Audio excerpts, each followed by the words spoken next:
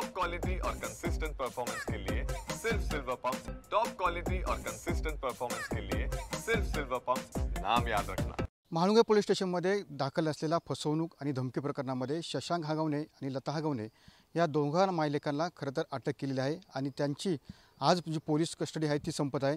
मात्र एकंदरीत ज्या पद्धतीने पाहिले की महाळुंगे पोलीस स्टेशनमध्ये प्रशांत येळवंडे यांनी JCP बाबत फसवणूक झाल्याचा आणि धमकावल्याबाबतचा तक्रार त्या ठिकाणी दाखल करण्यात आली होती। त्यानंतर महाळुंगे पोलिसांनी या दोन मायलेकांवरती गुन्हा दाखल करण्यात आला होता।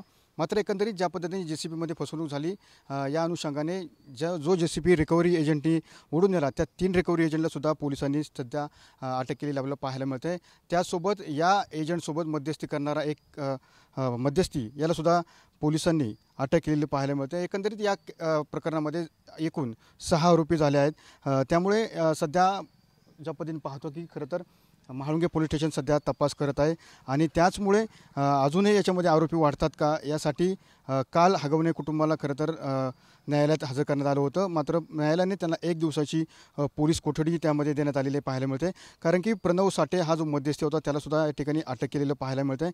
त्यामुळे यापूर्वी या गुन्ह्यामध्ये असलेले योगेश रासकर असेल किंवा गणेश पोतले आणि वैभव पिंगळे या 3 रिकव्हरी एजंटला सुद्धा अटक करण्यात आलेली पाहायला मिळते। त्यासोबत आता या केसमध्ये या प्रकरणामध्ये एकूण 6 आरोपी झालेले आहेत आणि ह्या 6 आरोपींची आज जी पोलीस कोठडी आहे ती खरं तर संपणार आहे। त्यामुळे आज 6 आरोपींना सकाळी 10:30च्या सुमारामध्ये खेड न्यायालयामध्ये त्यांना हजर करण्यात येणार आहे। मात्र न्यायालय काय सुनावणी देतं याकडे सध्या सर्वांचं लक्ष लागलेलं आपल्याला पाहायला मिळतं आहे।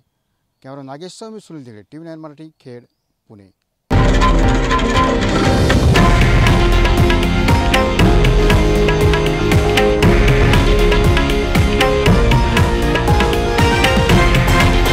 हे आहे देशातील नंबर 1 न्यूज नेटवर्क आणि आपण पाहत आहात TV9 मराठी, एकमेव।